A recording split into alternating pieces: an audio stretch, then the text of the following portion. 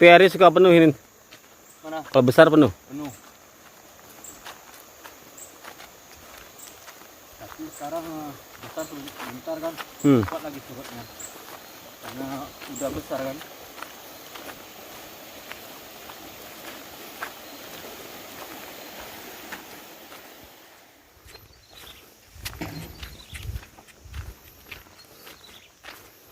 Mana air terjunnya? Sana. Oh, sebelah kiri tuh. Ya. Berapa kilo lagi? Kira-kira 1 kilo lagi lah. 1,5 kilo lah. Malu, bro. Kalau sohe itu ke bawahnya aja. Tomaknya ya. Kalau di sini kebun serai, Mas. Itu. Yang di sini.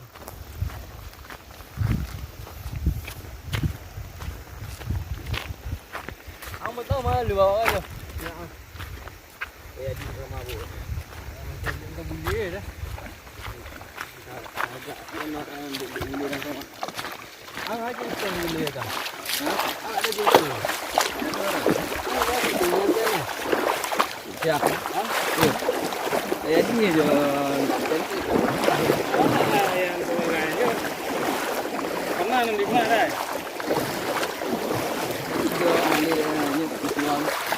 Buat ayah dah, bantu ni tadi. Ayah tu aku dah mana? Oh. Oke. Ini kita jemur di sini dulu. Apa, Bro? Aha, Bro. Dia ke mana? Jauh nak besar salah. Ini jauh nak besar.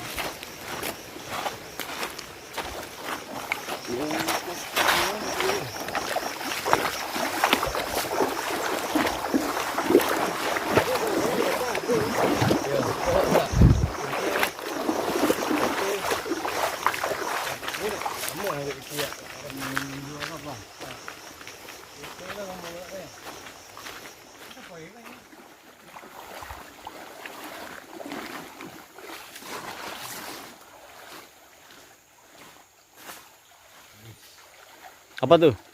Batu, Mas. Buat apa? Weh, buat kalung. Banyak bahan gini ya. Banyak bahan, Mas. Oh. Mantap lah motif, Roy. Huh.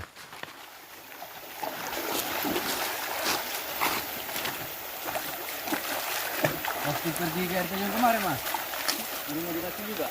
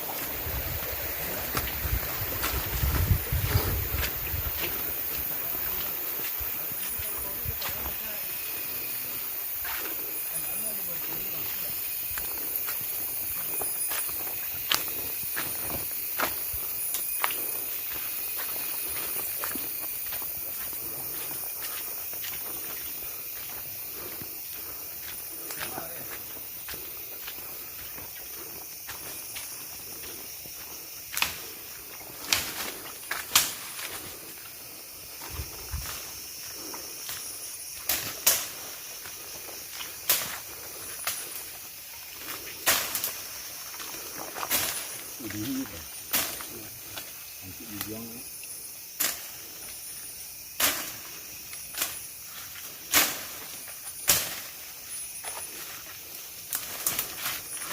Alah.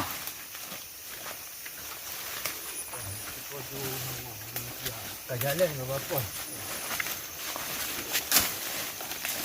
Oi.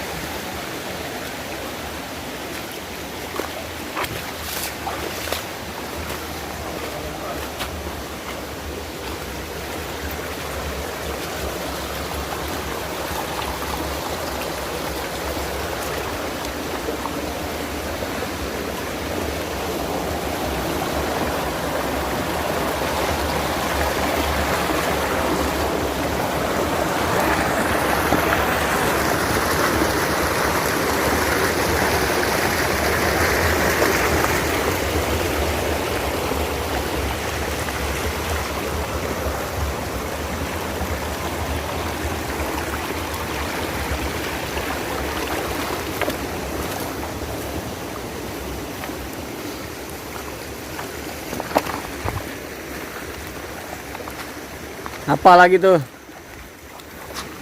Batu Aladin. Betul lagi. Oh, mantap coy. Ah, mantap tuh, Bro. Bawa, Bro.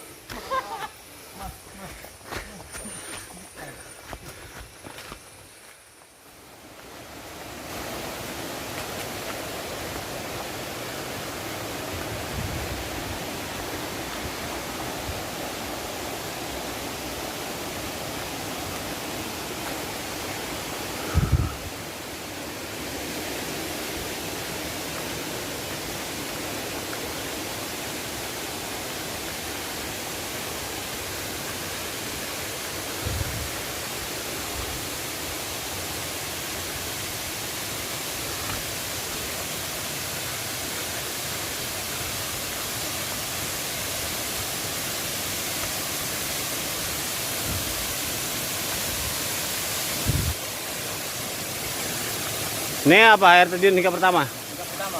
Apa namanya? Tingkat pertama aja. Tingkat pertama ya. Iya.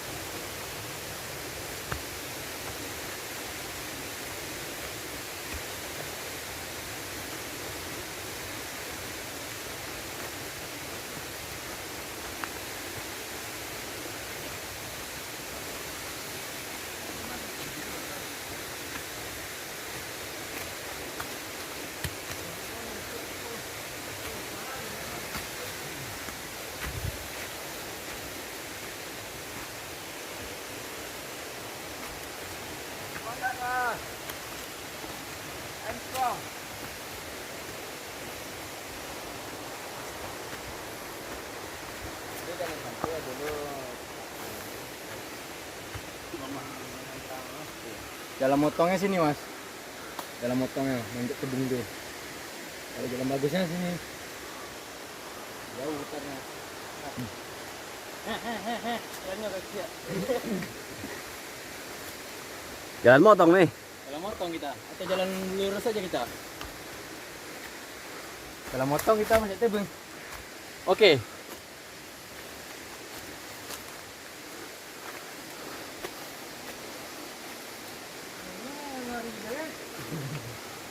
Apa ini tinggal? Ada kok.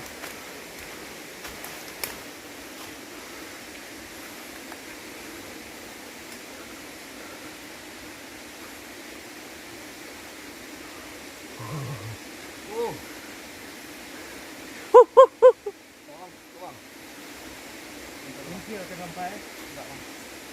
Bang. Yuk dekat aja kita yuk. Duduk dulu lah bang. Masuk ke. Ya iya kujur bang. Yuk ke bawah lagi mas. Kenapa licin? Licin.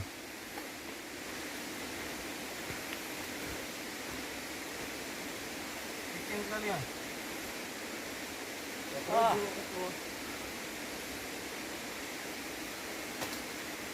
Udah nyampe aku mas. Oke. Itu kayaknya tinggi.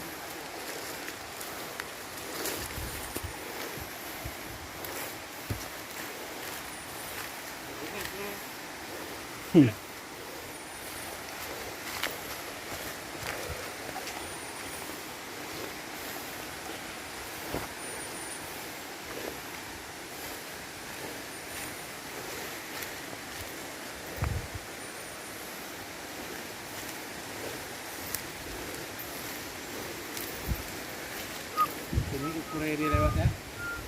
Hehe.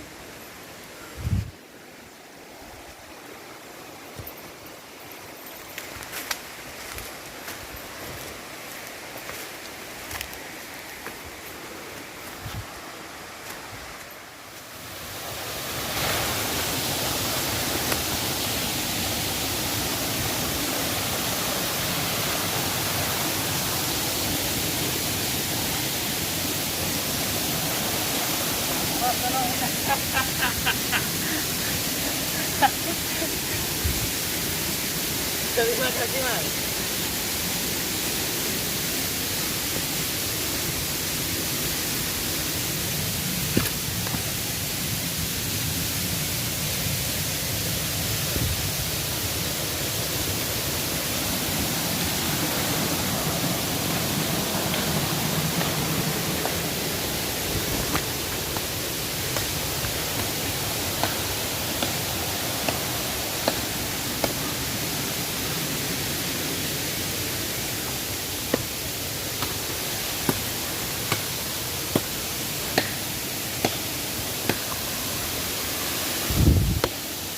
Buat jalan mas.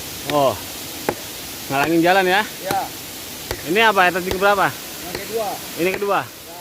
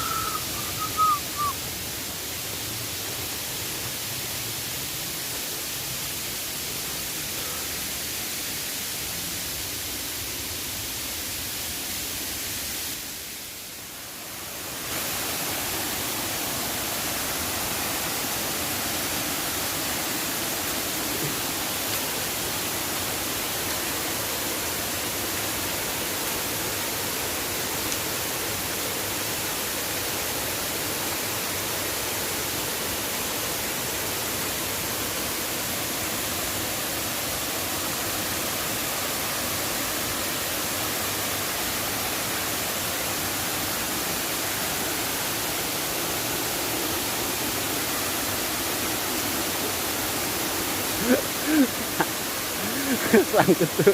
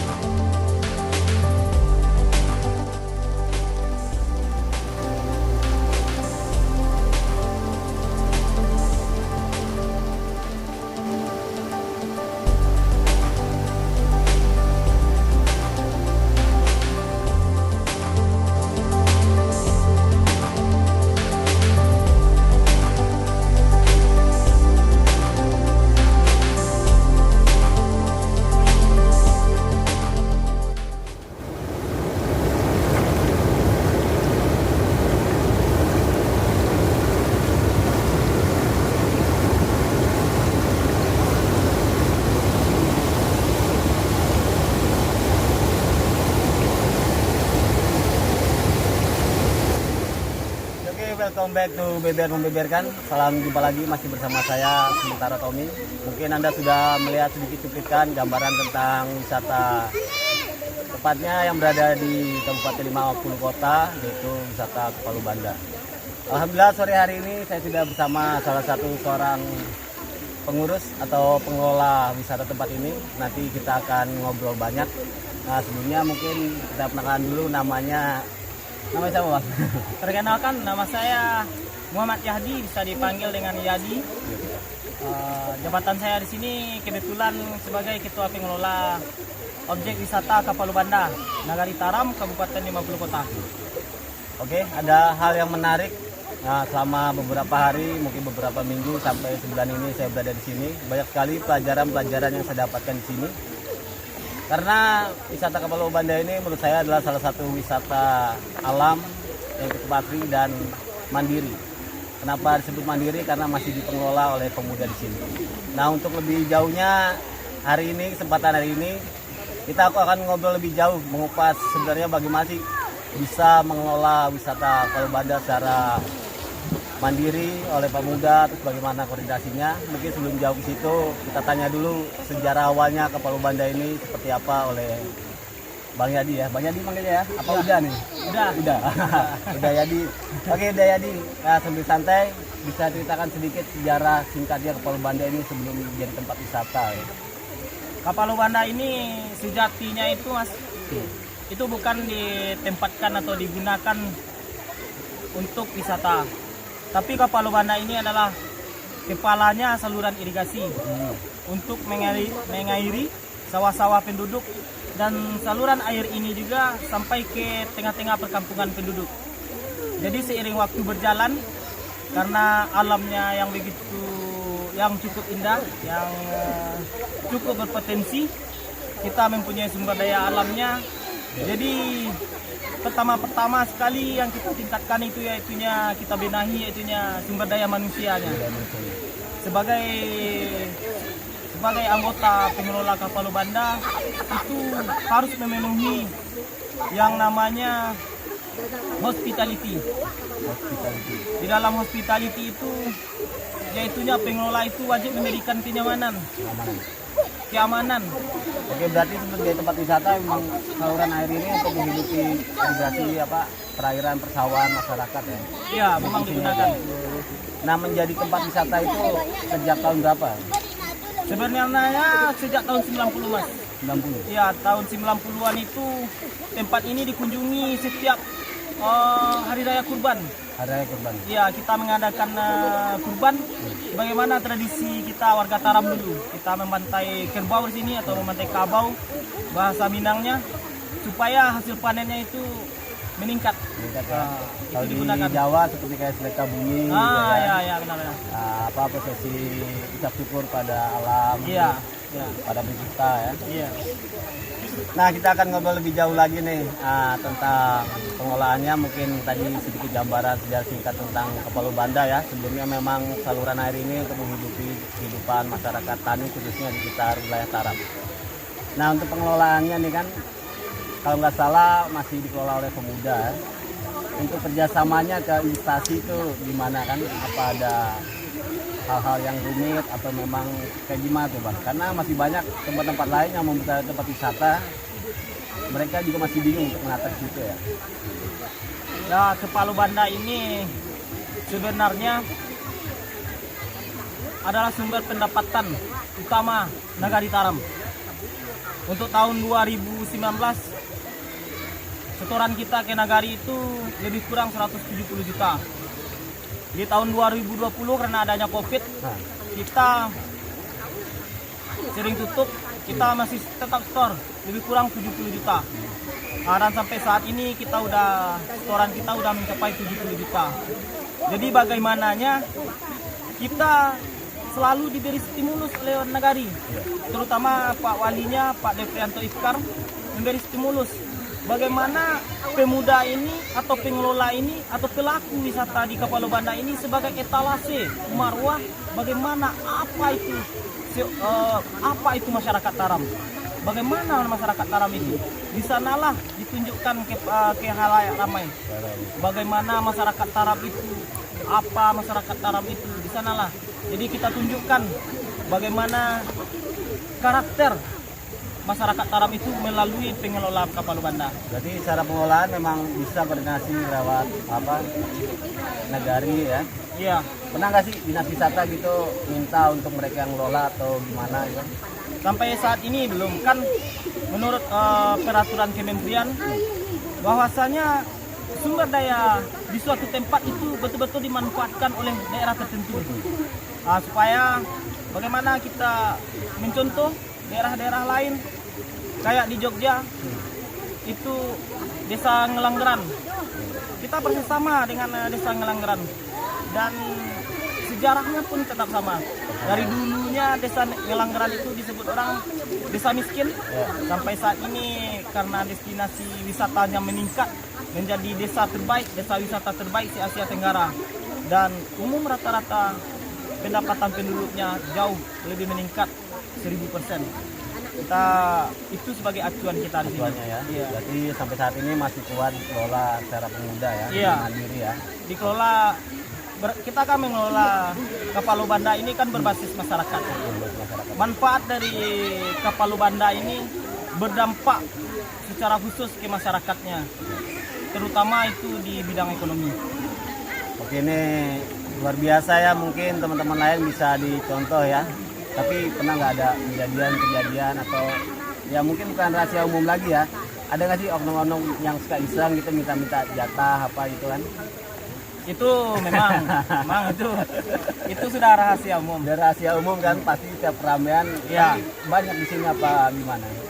Sampai saat ini instansi apapun yang meminta jatah belum kita kasih. Belum ya? Ya, kenapa demikian? Kan ada pertanyaan.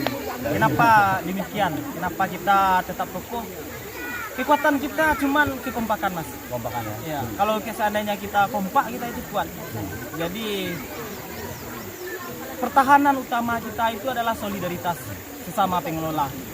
Sesama pengelola, pelaku wisata misalnya, kayak orang yang berjualan, kayak pelaku rakit atau tukang parkir, kita membangun solidaritas dan kekompakan. Lebih kekompakan masyarakat Iya. lebih guyup ya. Iya.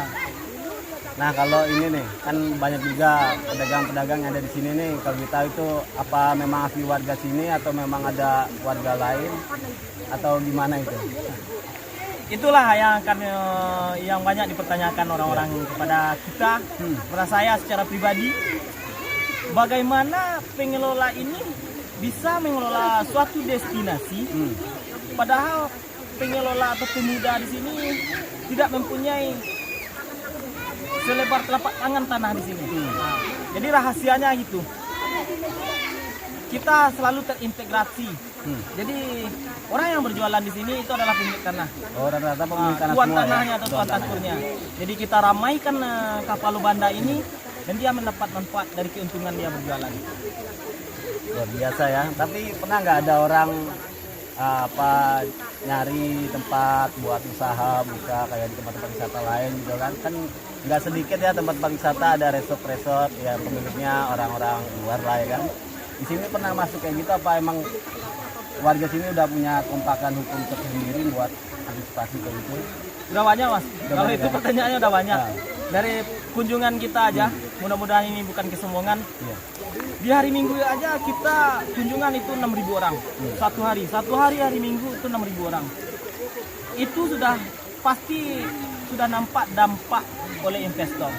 Udah banyak kalau misalkan orang yang mau investasi di kapal banda itu banyak sekali. Dan alhamdulillah itu memang dibentengi oleh Pak Wali kita. Dia yang bisa berinvestasi di kapal banda itu memang putra daerah Taram. Itu putra ya. Khusus putra daerah Taram. Dan itu sesuai dengan konsep kita di kapal banda itu wisata alam. Tapi kalau misalkan homestay atau cottage atau gimana, kita begini, kita cuman dikasih moto oleh Pak Wali itu sederhana. Wisata kapal banda ini wisata bersama. Maksudnya itu dengan adanya wisata kapal banda itu berdampak positif ke masyarakatnya, baik secara ekonomi maupun sosial. Contohnya, kita nanti untuk ke depan dalam master plan-nya kita memang menyediakan homestay. Tapi homestay itu kita pakai rumah-rumah masyarakat. Rumah masyarakat yang kamarnya kosong kita sewakan. Lebih difungsikan lagi. Jadi dampak dari kunjungan pengunjung di sini itu memang berdampak secara khusus ke masyarakat Taram nanti. Oke, luar biasa ya secara pengelolaan, koordinasi dengan wali negari di sini sangat mandiri dan sangat terorganisir. Mereka sangat kompak secara hukum adatnya ya, secara kemasyarakatan. Nah, sekarang kita coba ngobrol tentang tentunya suasana alam di sini ya. Untuk ini nih, tingkat proses perawatan alam, terus kebersihan kan pasti kan di tempat wisata kan ada istilah mungkin sekarang habis ramai tinggallah sampah ya kan? Ya kan kebiasaan wisatawan kan masih hobi tuh, kebiasaan baik buang sampah sembarangan ya kan. Nah itu untuk pengelolaannya gimana itu? Sejauh ini memang kunjungan kita memang lokal dulu. Di mana-mana kalau kita boleh jujur memang penyakitnya kalau keramaian itu memang sampah. Tapi di sini kita sebagai pengelola setiap pagi kita bersihkan sampah plastik. Di dalam pengelolaannya kita juga ada tim plastik AC hitamnya untuk memilih sampah-sampah untuk menjaga keaslian di Kapal Banda. Sejauh ini kita sudah juga membuat jargon-jargon untuk pengunjung. Contohnya gini, kalau seandainya suka hanya bisa difoto. Kalau seandainya datang hanya meninggalkan jejak tanpa ada yang lain. Hanya himbauan-himbauan yang kayak gitu. Tapi karena dampak corona ini kita pernah satu hari itu 10.000 pengunjung. Iya, Sampai dari Bogor, Jawa Barat, luar kota datang, Medan terutama, Malaysia terutama. Waktu 10.000 pengunjung itu sampahnya tidak sampai 20 karung. Itu memang kalau seandainya wisatawan murni itu memang dia tidak akan hanya meninggalkan mereka jejak. malah lebih tertib ya. Nah, lebih tertib, hanya meninggalkan jejak di lokasi kita dan membawa kenangan untuk dibawa pulang. Berarti cara kebersihan memang teratur ya untuk pemuda di sini Ya. kan yang pengelola kan. Itu rutin secara mereka kontinu. ya. Kontinu terus. Sekarang kita ngobrol lebih jauh lagi. Kemarin saya diajak jalan-jalan ke air terjun. Tadi mungkin Anda sudah lihat videonya. Nah, untuk tes air terjun sana kan. Saya lihat kan jarang sekali orang masuk sana, emang udah paketan atau bagaimana itu? Kalau untuk memasuki daerah air terjun kita atau hutan kita, Iya, itu memang wisatanya minat khusus namanya, Mas. minat khusus ya. Minat khusus. Kita kalau membawa pengunjung ke sana memang selektif. Kita lebih baik mempertahankan keaslian tempat kita daripada kita menjual itu lebih ke materi. Nah, bukan sekedar buat nyari ekonomisnya aja. Bukan sekadar untuk casnya aja. Kita lebih mempertahankan keaslian daerah kita. Kita memang ada dua potensi di dalam. Yang pertama itu yang air terjun 7 tingkat tuh, dan yang kedua adalah virgin forestry atau hutan perawan kita. Bukan perawan. Iya. Kita memang kalau di suasana tidak ada Covid itu bookingannya itu 4 bulan ke depan itu udah di booking tempat kita untuk ke sana. Jadi kalau boleh saran, terkadang kita mengelola wisata ini memang ada sedikit kegilaan nggak masuk akal. Iya. Contohnya aja kita membawa tamu ke air terjun kita atau ke virgin forestry kita, hanya kita bermain kayak anak kecil. Bagaimana suasana kampung yang dulu. Walau masuk-masuk. Masuk hutan, mandi-mandi kayak anak kecil. Dan itu pun kita cas mahal, Mas. Kita cas mahal. Kalau kita pakai logika, orang ini mau capek-capek masuk hutan, kena cas mahal-mahal pula. Cas mahal. Ya, kan kalau kita pakai logika atau kita ya. apa, nggak masuk logika kita. Capek suruh bayar mahal pula. Ya, disuruh bayar mahal pula. Kan sekarang memang kita di suasana pandemi ini kita tetap mempertahankan keaslian kita. Kita memang selektif untuk yang ke dalam. Tapi yang kita utamakan untuk yang ke dalam itu memang wisatawan murni yang betul-betul pure menikmati alam. Sebab kita di Virgin Forestry itu apa yang kita lihat, apa yang kita kagumi di dalam itu cuman bisa dibawa dengan foto, kenangan foto. Apapun nggak bisa dibawa keluar. Kecuali kita mancing ikan, dan ikan pun tak boleh dibawa keluar. Kita bakar di sana, kita masak di sana. Iya. Luar biasa ya perawatannya. Nah, mungkin banyak sekali hal-hal yang menarik ya, tapi selama perjalanan pasti tentu tidak ada perjalanan yang mulus saja ya.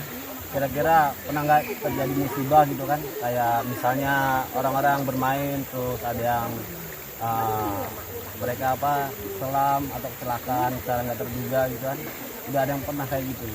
Oh, kalau itu sudah banyak mas. Udah banyak ya? Sudah banyak. Contohnya waktu kita transisi di tahun 2017. Iya.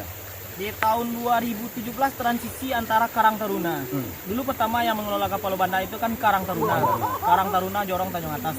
Waktu transisi dari Karang Taruna ke Nagari.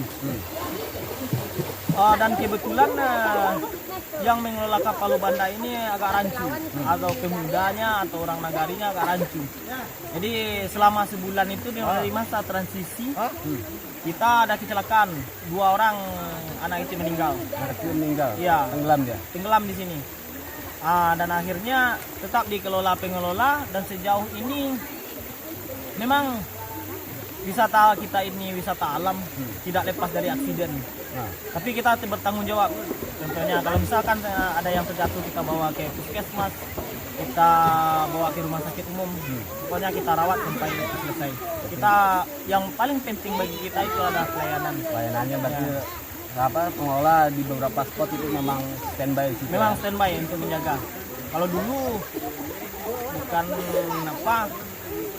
bukan aksiden lagi, itu aksidennya udah luar biasa. Kalau udah meninggal itu memang udah luar biasa itu di 2017. Dan setelah 2017 kita kelola secara profesional sampai saat ini, aksidennya atau kecelakaannya cuma kecelakaan ringan. Itu pun kelalaian dari pengunjung. Ya. Oke, luar biasa ya secara pengelolaan, bukan kerja yang mudah ya. Oke, mungkin udah terlalu banyak kita ngobrol. Kalau teman-teman dimanapun berada ingin tahu lebih jauh, silakan datang ke wisata Palu Banda Taram. Mungkin Bang Yadi mau ada pesan yang disampaikan khususnya untuk wisatawan atau tempat-tempat wisata lain agar bisa saling inspirasi, atau harapannya kedepannya untuk Palu Banda kerjasamanya dengan dinas apa bagaimana, silakan. Besar harapan kita ke pemerintahan untuk memberikan dukungan dan support terhadap pemuda-pemuda yang mau menginspirasi. Contohnya pemuda-pemuda di Kapal Banda. Mudah-mudahan ini bukan kesombongan lagi, Mas. Dengan kerja keras pemuda itu sudah bisa meningkatkan taraf ekonomi di Kapal Banda ini 800%. Dan datanya itu bisa kita lihat di kantor Wali Nagari. Dari pendapatan Nagari per tahunnya itu 8 juta di tahun 2015, 2017, 2018 itu sudah mencapai 987 juta. Itu peningkatan dan kita pengelola tetap mempertahankan destinasi kita ini, dan dampaknya itu secara khusus memang ke pelaku wisata. Contohnya memang kita secara tiketing itu dia membayar di tempat loket pembayaran retribusi kita cuma 5% uang yang dihabiskan oleh pengunjung di sini. Dan untuk cash flow di sini, contohnya kita ada pengunjung 6.000 orang di sini. Kalau seandainya satu orang pengunjung itu menghabiskan uang 100.000 di Kapal Banda ini, kita cuma dapat uang 30 juta. Dan perputaran uang di Kapal Banda ini 600 juta untuk satu hari ya. Jadi yang lebih berdampak dari kerja keras pengelola ini memasarkan Kapal Banda, menjaga kelestariannya, menjaga kebersihannya, itu memang masyarakat Taram. Oke, luar biasa ya. Mungkin sampai di sini dulu. Semoga wisata Palu Banda Taram menjadi seperti mata air yang terus mengalir dan terus menghidupi masyarakat sekitarnya, bahkan masyarakat yang jauh lebih sering. Akhirnya saya, wassalamualaikum warahmatullahi wabarakatuh. Salam beber.